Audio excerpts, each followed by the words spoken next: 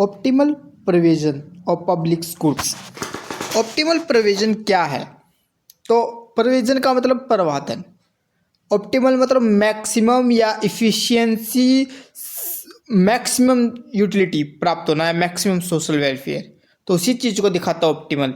तो optimal provision of public school का मतलब है पब्लिक स्कूल्स को कैसे ऑप्टिमल प्रोविजन, एक मैक्सिमम इफिशियंसी हमें मिले, उसका प्रबंधन कैसे करें पब्लिक स्कूल्स का।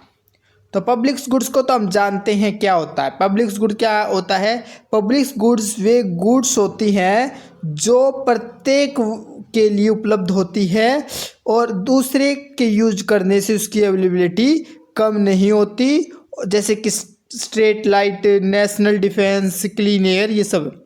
ये नेचर में नॉन एक्सक्लूडेबल और नॉन रिवोल्यूशन होते हैं। एक्सक्लूडेबल उसी किसी का यूज कर रहे हैं तो हमें उससे एक्सक्लूड नहीं कर सकता कोई, और एक के इस्तेमाल करने से दूसरी में उसमें वस्तु में कमी नहीं आती। तो ऑप्टिमल प्रोविजन का मतलब क्या हुआ? इसका मतलब है कि जो पब्लिक गुड्स प्रोवाइड की जा रही है वो इस तरीके से कराई जाए कि सोसाइटी का मैक्सिमम वेलफेयर हो और cost it's providing it is was balanced, मतलब इसकी जो जितनी भी बेनिफिट सोसाइटी को मिले उसका जितना भी उन्होंने कॉस्ट दिया है उसका इक्वल होनी चाहिए वो।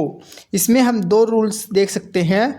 एक तो बेसिक रूल है हमारा जहाँ पर मार्जिन सोशल बेनिफिट बराबर होता है मार्जिन सोशल कॉस्ट के, मतलब जितना इनको प्रॉफिट मिला है, जो जितना इनको बेनिफिट मिला है गवर्नमेंट की तरफ से, तो उतना ही इन्होंने सरकार को दिया है। सैमुअल्सन की कंडीशन कहते हैं कि according to economic Samuelson public goods are provide efficiently, public goods को इफिशिएंटली प्रोवाइड किया जा सकता है जब मार्जिनल बेनिफिट ऑल इंडिविजुअल, जितने सभी इंडिविजुअल को जो भी प्रॉफिट मिला है उन सब का सम कर दिया जाए तो उनके मार्जिन कॉस्ट के बराबर होनी चाहिए।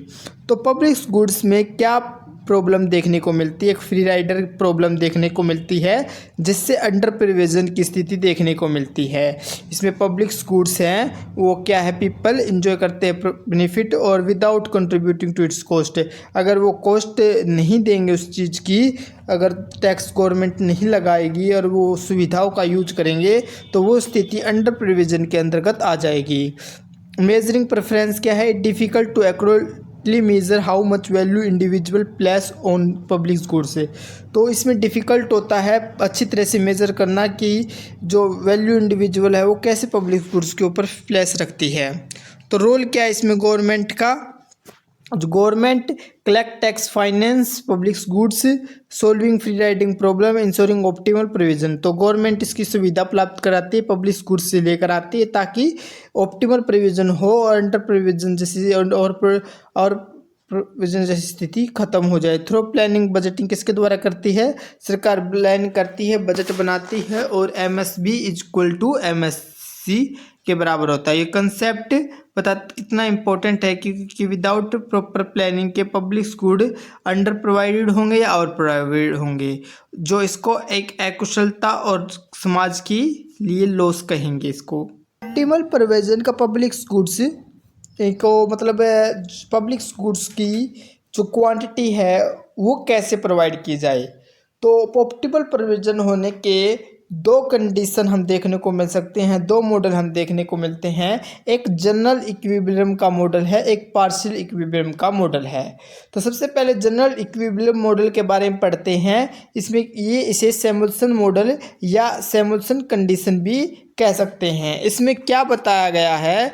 इसमें कहा गया है कि जो total welfare maximise of society, मतलब इसमें कंसेप्ट ये है कि सोसाइटी का, पूरी सोसाइटी का मैक्सिमम वेलफेयर करना।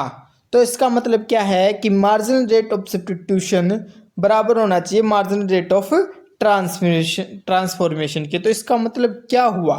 मार्जिनल रेट ऑफ सब्स्टिट्यूशन क्या है, हम दोनों को एक एग्जांपल के थ्रू समझते हैं। अगर सरकार को स्ट्रीट लाइट लगवानी है, 3 व्यक्ति लगा लेते हैं, एक है A, एक है B, एक है C।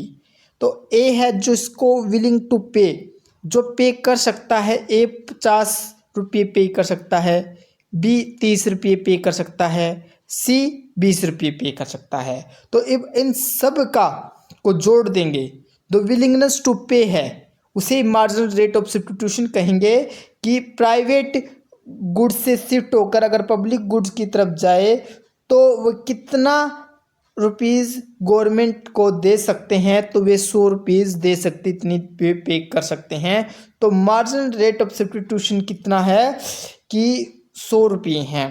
तो अगर मार्जिन रेट ऑफ ट्रांसफॉर्मेशन मतलब उसका टोटल कॉस्ट, प्रोडक्शन करने का कॉस्ट भी 100 रुपये है। तो इस प्रकार से क्या हुआ कि मार्जिनल रेट ऑफ सब्स्टिट्यूशन अर्थात विलिंगनेस टू पे और टोटल प्रोडक्शन ऑफ कॉस्ट अर्थात मार्जिनल रेट ऑफ ट्रांसफॉर्मेशन अगर इक्वल है तो उस स्थिति को हम क्या कहेंगे, ऑप्टिमल प्रोविजन कहेंगे। क्योंकि अगर लोग अपने बल पर दे सकते इतना और उनका सरकार उनको दे भी रही है उतना, तो इस प्रकार से एक के ऊपर बोझ भी नहीं पड़ेगा और सबको सुविधा मिल भी जाएगी। तो इस प्रकार से ऑप्टिमल प्रोविजन का प्रावधान किया जाता है। तो इसमें क्या होता है, सिमल्सन कंडीशन के अकॉर्डिंग कहा गया है कि जो प्राइवेट्स गुड्स हैं उसमें डिमांड क्या होती है, डिमांड की ज़रूरत होती है। अगर डिमांड होगी तो जो एंटरप्रेन्योर है वो प्रोडक्शन करेगा। और लेकिन प्राइस क्या है, अगर कुछ जैसे पार्ले के बिस्कुट है, कोई भी ले उस पार्ले के बिस्कुट को, चाहे अमीर गरीब कोई भी ले, उसका प्राइस क्या है, सेम रहता है। पब्लिक्स गुड्स क्या है, पब्लिक्स गुड्स अलग है, इसकी क्वांटिटी क्या है। जैसे कि इस पार्क बना दिया तो उस पार्क में जाने का प्राइस के क्वांटिटी सेम है, सबको बराबर ही यूटिलिटी मिलेगी, सबको बराबर ही सुविधा दी जाएगी। और क्या है, लेकिन प्राइस क्या है कि कुछ चीज़ों का डिफरेंट हो सकता है, अलग अलग प्राइस हो सकता है। अमीर के लिए अलग प्राइस हो सकता है, गरीब के लिए उसमें रहने का अलग प्राइस हो सकता है। तो इस तरीके से देखने को मिलता है। जैसे कि हम गवर्नमेंट कॉलेज में भी देखने को मिलती हैं, वहाँ पर कुछ समुदायों की, कुछ वर्गों की जो फीस है बिल्कुल नेग्लिजिबल होती है और जो कुछ ही ज़्यादा होती है, क्योंकि ये सिर्फ उनकी स्थिति के हिसाब से देखने को मिलता है।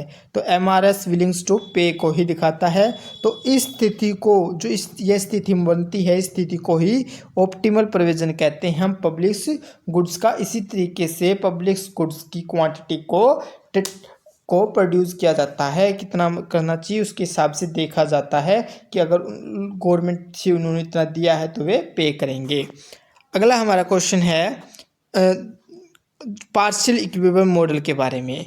इसमें पार्शियल इक्विलिब्रियम मॉडल क्या है, ये जो पब्लिक गुड्स हैं वो एक सिंगल मार्केट या सेक्टर के अंदर ही होती है। एक ही गुड्स, सिर्फ एक ही पब्लिक गुड्स को की जो प्राइस और क्वांटिटी में चेंज देखने को मिल सकता, बाकी की इकोनॉमी फिक्स्ड रहती है।